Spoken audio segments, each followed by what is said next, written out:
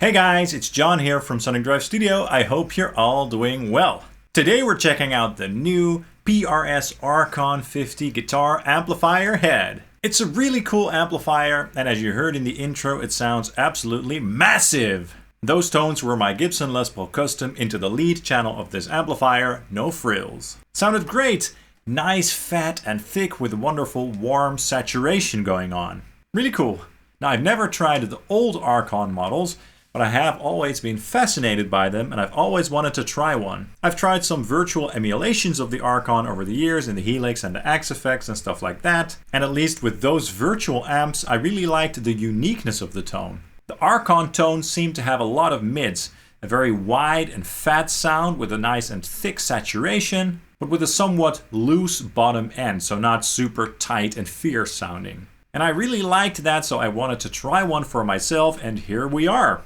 So a while ago, PRS revamped and re-released the Archon series of amplifiers in a more affordable package, made in Indonesia. So they make the Archon in two types. We've got this 50-watt head, and they also make a combo version. The older model that was assembled in the USA apparently did have some issues.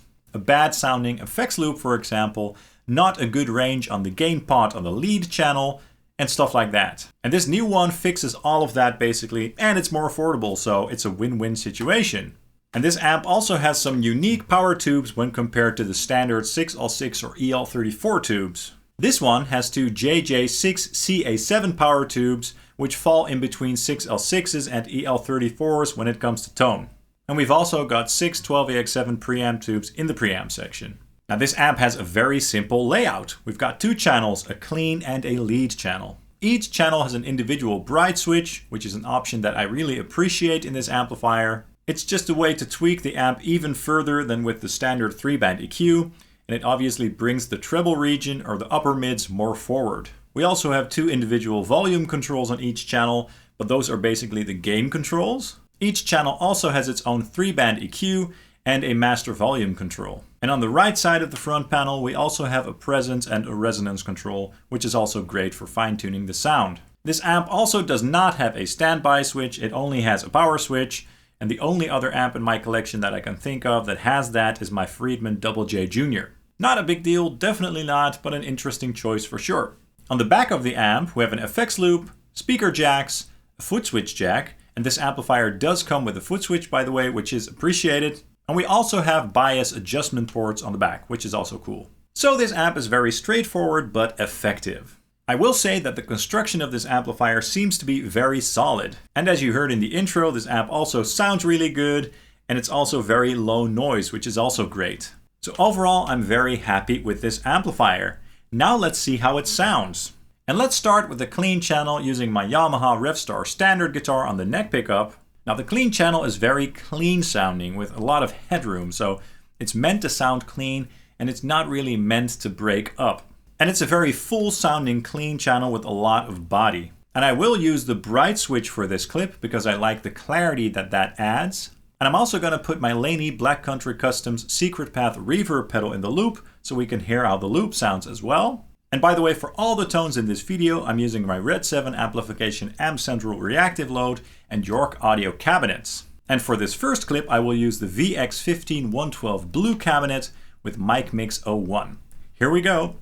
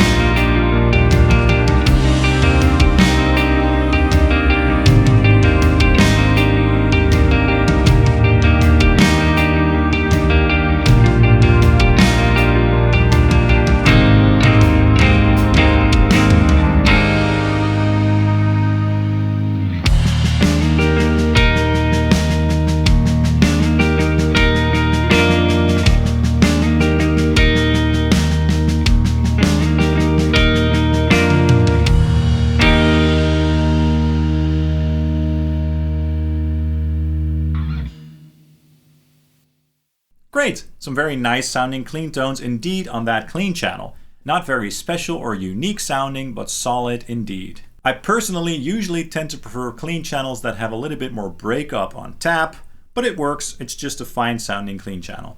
Now also some isolated tones.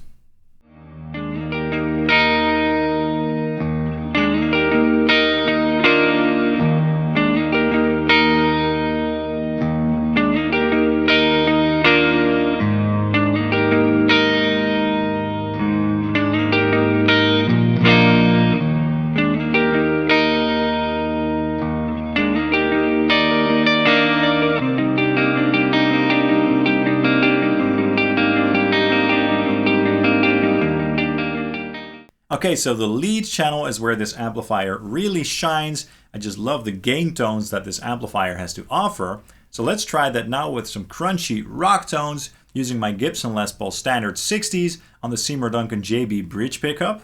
I won't dial in too much gain, but enough to get some nice saturation going on. And for this clip, I will turn the bright switch off so we can hear how that sounds as well. It will sound a little bit darker and more fat because of that. And for this tone, I'll use the York Audio MRSH 412 M25 cabinet on Mic Mix 01. Here we go.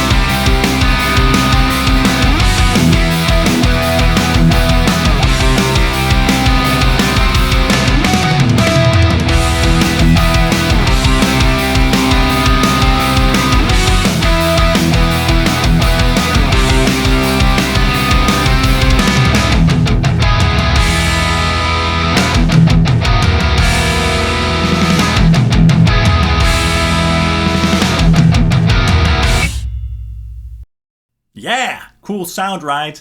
Nice and fat with very nice mids. Quite unique. Now also some isolated tones.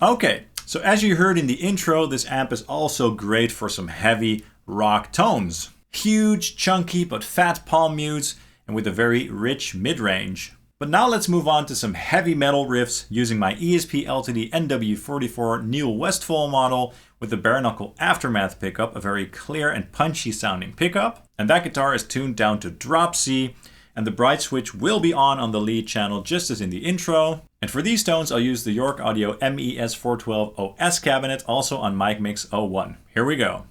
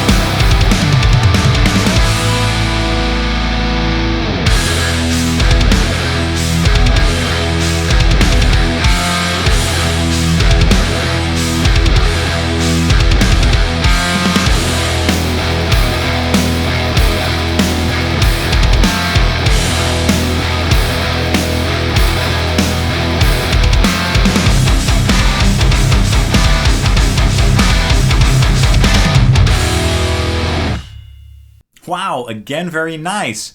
Now it's not your typical very bright and tight sounding amplifier, what a lot of people love these days for metal, but it has such a big, rich, fat and wide sound. Pretty unique but very good sounding. And now also some isolated riffs of that tone. Here we go.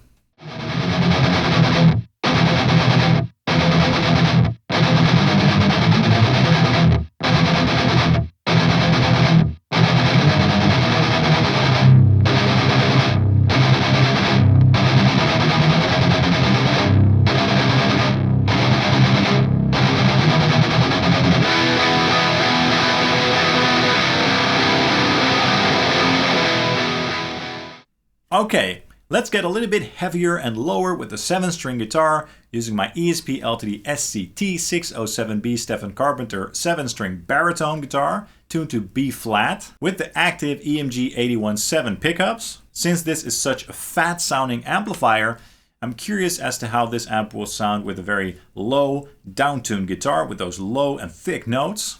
And for this clip, I'll use the York Audio MRSH 412 MV30A speaker cabinet on Mic Mix 01. Here we go.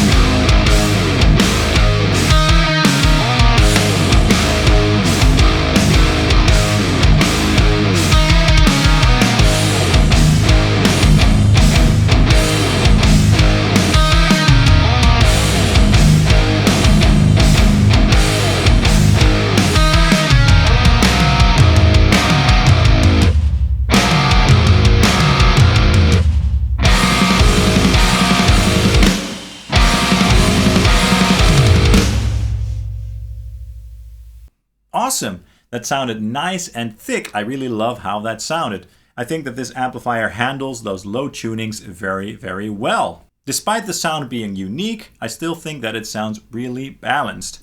Now also some isolated bits.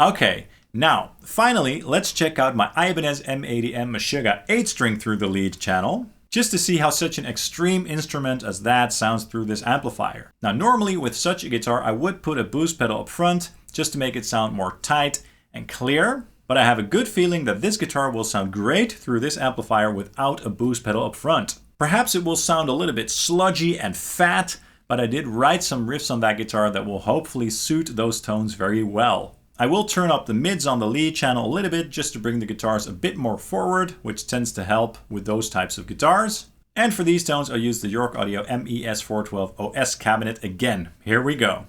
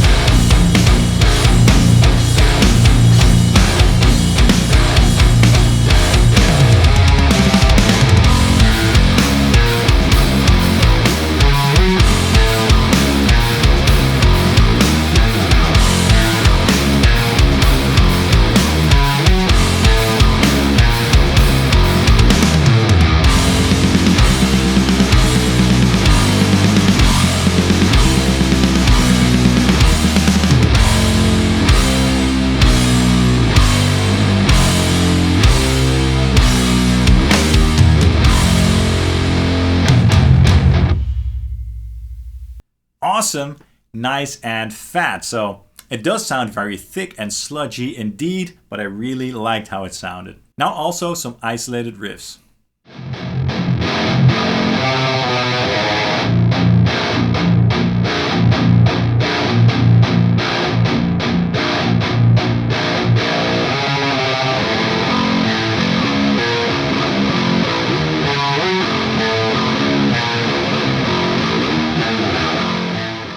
Okay, so I guess we can conclude that this is a really nice and unique amplifier. At least I really enjoy the tones that this thing has to offer. As I said, nice and fat with a wide frequency response basically. Not very bright sounding, but also not dark, just fat. And definitely a unique sounding amplifier when compared to all my other amplifiers in this collection. Some people think that the PRS MT15 is a sort of mini Archon, but I actually think that those two amplifiers sound quite different, and I will compare them on the channel eventually, so stay tuned for that. So does the amplifier sound good? Yes. Does it have a nice price? Yes. Is it well built and solid? As far as I can tell, yes. Does it have good features and options? Yes, I think so too. I really like this amplifier, but definitely let me know in the comments down below what your thoughts are. That's all for this video. I really hope you enjoyed it. If you did, please consider hitting the like and subscribe buttons down below along with the notification bell, as that really helps the channel out. I'd hugely appreciate that. You can also follow Sonic Drive Studio on Facebook, Instagram, and Twitter, by the way, for more exclusive content. Quick note, I recently started a new Facebook group, the Sonic Drive Studio Guitar Gear Forum, which is a great place for us to come together and talk and nerd about everything guitar gear, so feel free to join there as well. Thank you so much for watching, and I hope to see you guys very soon. Cheers!